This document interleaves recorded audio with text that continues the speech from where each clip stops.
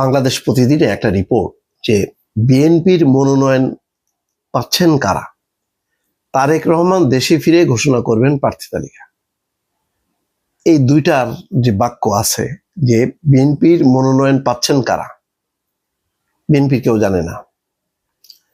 তারেক রহমান দেশে ফিরে ঘোষণা করবেন প্রার্থী তালিকা, কবে আসবেন কবে ফিরবেন কেউ জানে না।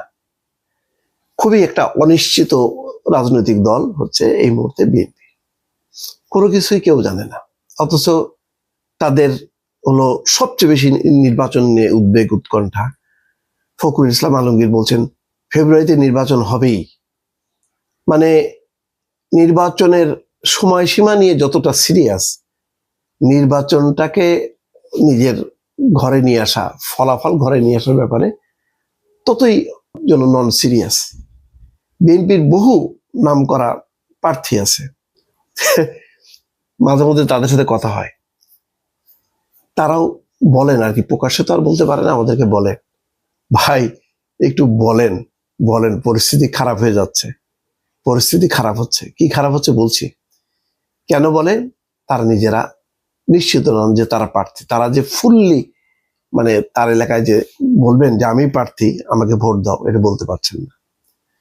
বিএনপির জন্য বিপদ তো আরো একটা আছে, সে সমমনা জোটের সমমনা যেই রাজনৈতিক দলগুলো তাদের জন্য প্রার্থী দেবে, মানে কি বলে আসন ছেড়ে দেবে। কয়টা আসন ছাড়বে? 50টা 60টা? 50টা আসন যদি ছেড়ে দেওয়া হয়, ওই 50টা আসনে জিতে আসার মতন সক্ষমতা কি আছে? নেই, একদম নিশ্চিতভাবে বলা যায় নেই। বিএনপির অনেক প্রতিষ্ঠিত প্রার্থীরই নেই উঠে আসার। আমার এই কথাগুলি মনে হতে পারে যে আমি বিএনপির বিরুদ্ধে বলছি, না।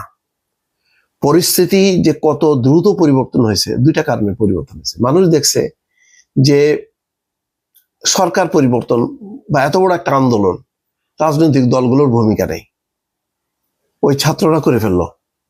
রাজনৈতিক দলগুলো অনেকটা অপ্রাসঙ্গিক হয়ে গেল, তারা পিছনে ছিল, তাদের দলবল নেই। কিন্তু মানে ধরেন আওয়ামী লীগের নেতৃত্বে বাংলাদেশের স্বাধীনতা আন্দোলন হলো, এই যে আওয়ামী লীগ বলতে পারে, এখানে কি জামাত বলতে পারে যে আমার নেতৃত্বে? বিএনপি বলতে পারে? পারে না। সামনে আছে ছাত্ররা। তো ছাত্ররা এত বড় একটা পরিবর্তন করতে পারে, তখন রাজনৈতিক দলগুলো একেবারে মানে অপরিহার্য, মানে বিএনপি বড় রাজনৈতিক দল বলে বিএনপিকেই ভোট দিতে হবে। জামাত অত্যন্ত সংগঠিত রাজনৈতিক দল, জামাতকে দিতে হবে এমন কোনো ব্যাপার নেই। ব্যাপারটা যেটা হলো ব্যক্তিটা খুব গুরুত্বপূর্ণ। অবশ্যই দল একটা ফ্যাক্টর, কিন্তু ব্যক্তিটাকে, মানে ধরেন লক্ষ্মীপুর বা ফেনীর জামাতের প্রার্থীকে পরিষ্কার, বিএনপির প্রার্থীকে পরিষ্কার না, এক একটা জায়গায় 3জন 4জন করে। এখন কবে তিনি ফিরবেন আর কবে প্রার্থী ঘোষণা করবেন, তারপরে ঘোষণা করার পরে যে বিক্ষোভগুলি হবে সেইগুলি সমাধান করা। জোটের এক একটা জোট তো মনে করে যে আমরা 8টা 10টা করে পাবো, তো এই যদি 10টা রাজনৈতিক দলকে দেয়, তারা মনে করে আমাদের 10 করে 100টা দিতে হবে। যত দেবে সবগুলি লস, মানে ওইগুলি জামাত জিতবে নিশ্চিতভাবে বলা যায়। বিএনপি নিজেই কতগুলো সিট হারাবে আমি সেটাই শঙ্কা করি।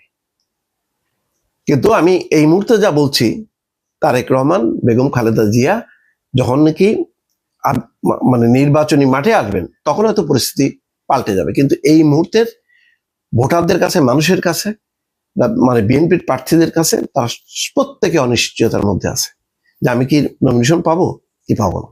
এলাকার লোকের কাছে তারা যে বলতেও পারতেছে না যে আমিই পাবো, এলাকার লোকও জানে না প্রার্থীটাকে। এই সময় কিন্তু জামাত কিন্তু ঢুকে যাচ্ছে সমস্ত জায়গায় গুলিতে।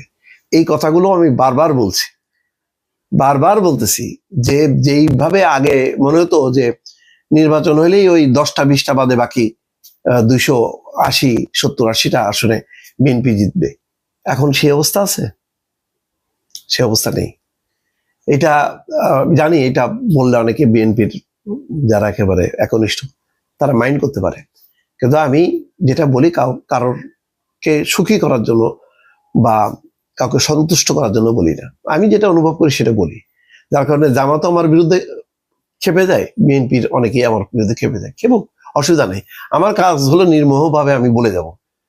যদি মনে করেন যে আপনার আমার এই বক্তব্যের মধ্য দিয়ে বাস্তবতা আছে, আপনারা উপলব্ধি করে আপনারা সেই অনুযায়ী কাজ করবেন। নাহলে আমার তো কিছু করার, আমি সংবাদকর্মী হিসেবে কোনো দলকে ক্ষমতায় বসাইতেও পারবো না, কোনো দলকে ক্ষমতা থেকে মানে ঠেলে দূরে পাঠাতে পারবো না। আমার হলো বিশ্লেষণ করে দেওয়া, সেই কাজটাই আমি করতেছি। যাই হোক, আমার ধারণা যে অলরেডি যেই কথা আমি আগে বলেছি, এখন এক একটা দিন অতিক্রম হওয়া মানে 1 বছর করে পিছায় যাওয়া।